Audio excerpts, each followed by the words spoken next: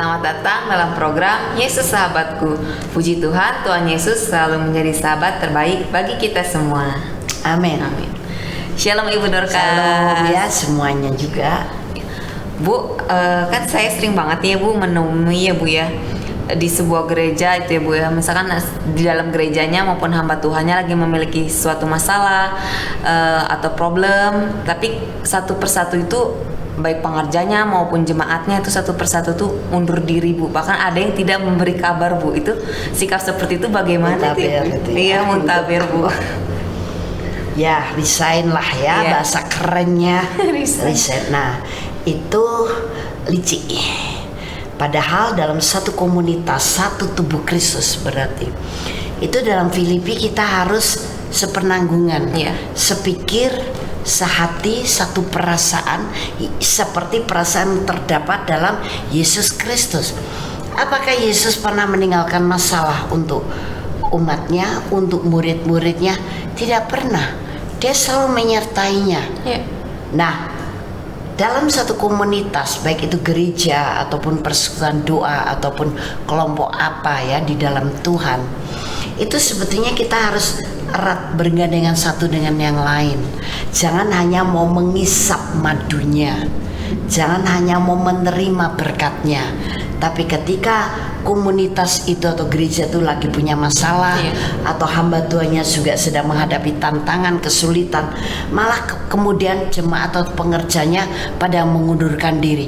Ini bukan karakter orang kerajaan Allah. Kita harus punya empati, kita harus punya simpati. Jangan hanya ketika senang kita beramai-ramai ikut menikmatinya, wah senang, bersemangat. Tapi ketika ada perjuangan iman, ada kondisi yang harus diperbaiki, kemudian pada undur diri. Ini namanya licik. Jangan kayak pepatah dunia, di mana ada gula, di situ ada semut. Oh, ini pepatah orang dunia memang licik dan akal bulus itu. Tapi kalau kita orang-orang kerajaan Allah, hendaklah kamu tulus seperti merpati, tapi cerdik seperti ular. Artinya hati kita tetap tulus dengan Tuhan, dengan satu dengan yang lain, dalam kondisi apapun, dengan pelayanan dan sebagainya, dan cerdik tapi harus dengan hikmat dan bijaksana Tuhan. Nah begitu, itu banyak Febe yang mengalami begitu. Tapi ketika hamba Tuhan, wah luar biasa. Oh, hamba Tuhan ini sudah sampai terkenal, dicari banyak orang. Wah, berduyun-duyun berhimpun. Ketika hamba Tuhannya sedang menghadapi problem atau masalah, oh langsung bukan hanya meninggalkan, tapi juga nunjuk-nunjuk di belakangnya. Soalnya dia salah, soalnya gini sih keluarnya, soalnya begitu sih, soalnya ini jadi hakim-hakim sebelum waktunya. Iya. Nah, itu banyak sekali. Kebanyakan orang Kristen baik yang melayani atau tidak hanya mau berkatnya. Ini tidak tulus. Ini tidak tulus, dan Bapa Surgawi tidak menghendaki jemaat yang begitu. Makanya nanti ketika rapture itu betul-betul terlihat pemisahan atau pemurnian yang sudah terjadi. Hanya berapa yang layak diangkat oleh Tuhan, dijadikan pengantin perempuannya. 50% dari seluruh orang Kristen di dunia. Yang enggak, ya kamu ketinggalan dulu, kamu belum layak nih, belum dandanmu, hatimu masih cemotan, mulutmu banyak ludah, bau begitu, karena selalu ngomongnya jelek, menghakimi orang. Matamu banyak kotoran, belum dibersihkan, karena selalu memakai cara memandang seperti orang-orang dunia. Pikiranmu masih banyak ini kotoran-kotoran, hatimu.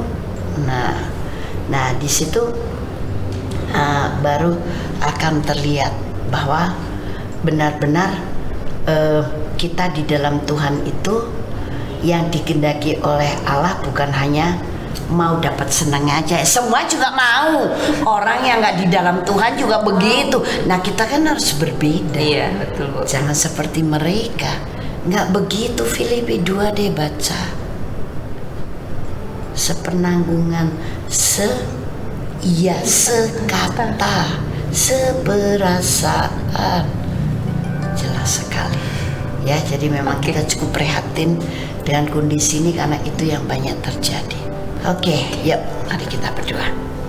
Haleluya. Bapa Surgawi, kami bersyukur kepadamu dan kami berdoa untuk umat Allah.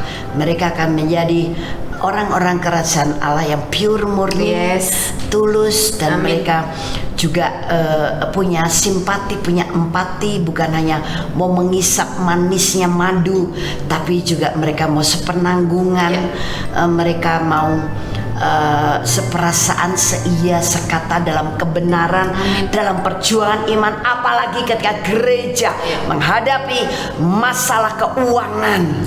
Tidak satu persatu mengundurkan diri, dan bahkan mereka tidak mau tahu. Oh Tuhan, kami percaya kuasa-Mu jauh lebih besar daripada segala roh-roh yang seperti ini. Dan sekarang kami menangkan umat Allah untuk mempunyai ketulusan hati dalam satu ikatan kasih tubuh Kristus. Haleluya. Amin. Kirimkan masalah Anda kepada kami ke WhatsApp nomor 089563235899. Ya, kami akan rahasiakan identitas Anda, dan Tuhan sangat mengasihi kita karena He is our best friend. Yes, amin. Amin. Tuhan Yesus memberkati.